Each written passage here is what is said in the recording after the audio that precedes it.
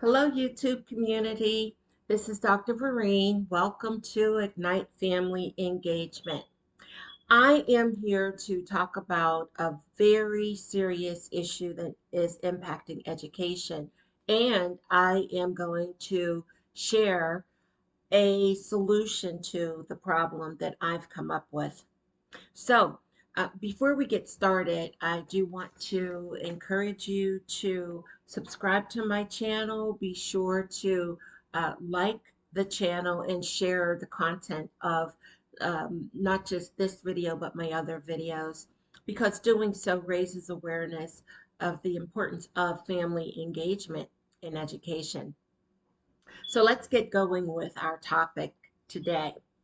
Uh, the pandemic has really brought to light the seriousness of the problems of student behaviors. Um, Now that students have returned to school, it's almost as though the behaviors that were really negative in the past have really exploded into behaviors that are unspeakable. Uh, we're hearing in the media day after day incidents of violence in unprecedented proportions, uh, issues where students are brazen enough to attack resource officers, where students are engaged in premeditated brawls, where no adult can even stop the students because they are so severe. So I could go on and on talking about what's going on, but there's speculation that's circulating to the number of violent incidents. Uh, Individuals are declaring that because students had to uh, receive their education virtually, they have mental health difficulties and struggles, that they have to reacclimate themselves to school and so on. But I could go on and on talking about some of the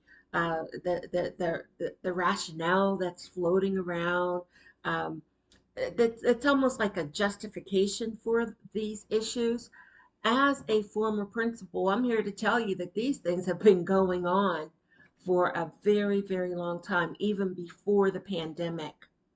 So I need to talk about some of these issues that are very troubling to me before I talk about the solution.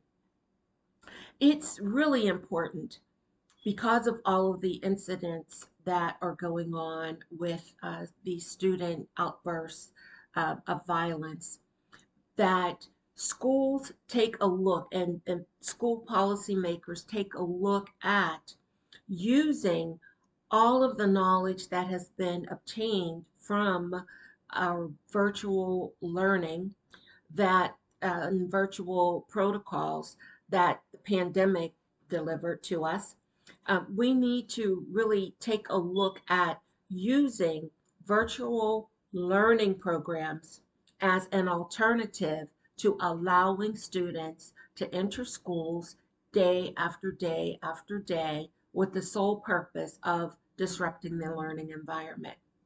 Students who fight, students who are just who willfully and persistently engage in these serious incidents need to be removed from the school.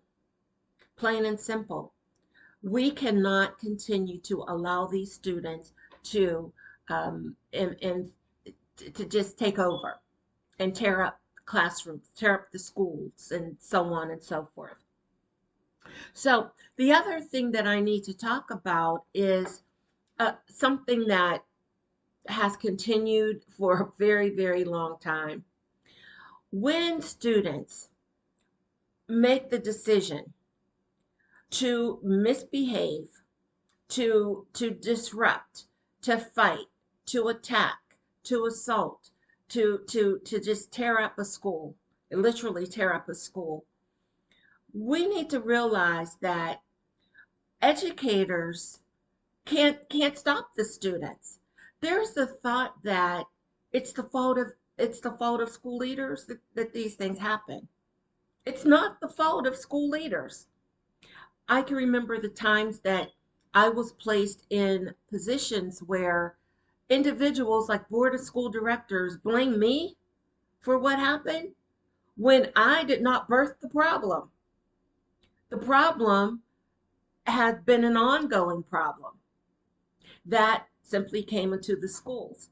So I'll talk about that a little bit as we go on with this conversation, but I just need to say that it's time for, whether they're board of school directors, whether it's members of the community, politicians, members of the clergy, stop blaming school leaders for the behaviors of students. That's not fair.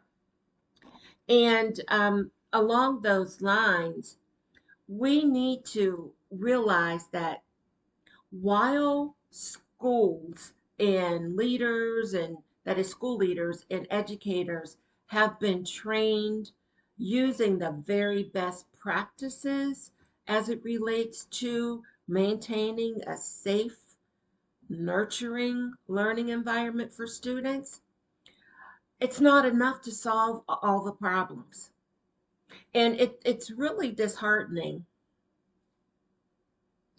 when a lot of individuals who are researchers, perhaps those who have organizations, community based organizations, will bring their strategies to educators to declare that their method will work. Whether we as educators use the resources that we have been given, that we have been trained in, whether it's trauma informed care, crisis intervention, positive behavioral support, classroom management strategies, I could just go on and on and on with a list of research based strategies that have been used, character education, and my goodness, I could just make a list that does not end. No matter what strategy is used, we have to understand that a lot of people are missing a population. Now, before I talk about this population, I will be the first to say that we have, as a nation, some of the most wonderful parents that make the educational process seamless.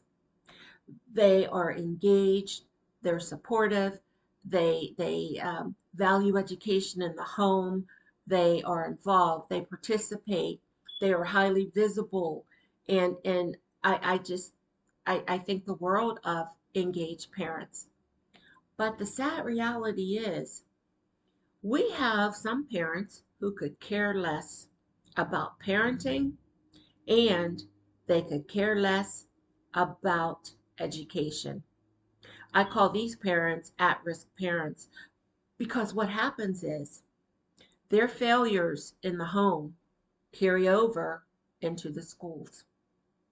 The fact that they do not teach their children boundaries, basic social skills, and the list goes on, is the reason why their children walk into either preschool or kindergarten, um, hitting, spitting, kicking, punching, attacking, not just their peers, but their teachers and their principals. So my point here is we have to acknowledge that a lot of the problems that we are having with students in schools are connected to poor parenting at home. So, my solution is simple.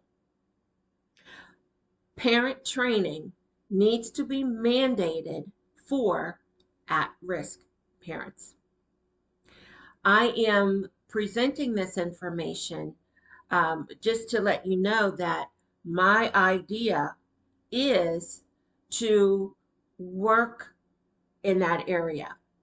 I am going to be focusing a lot of my attention as a family engagement influencer to parent accountability. So, my thinking is that if parents who are at risk, and keep in mind, this is not all parents, but parents who are designated as at risk should go through parent training programs so that they are using effective parenting strategies at home. Because if they are good, solid parents at home, their children won't come to school tearing up the place. They won't come to school with the exclusive purpose of misbehaving, fighting, preventing teachers from teaching, principals from doing their jobs, and above all, they won't prevent students from learning. So that's really the problem. So you can expect to hear more of my idea and the work that I am doing as I now begin to embrace this whole idea of parent accountability.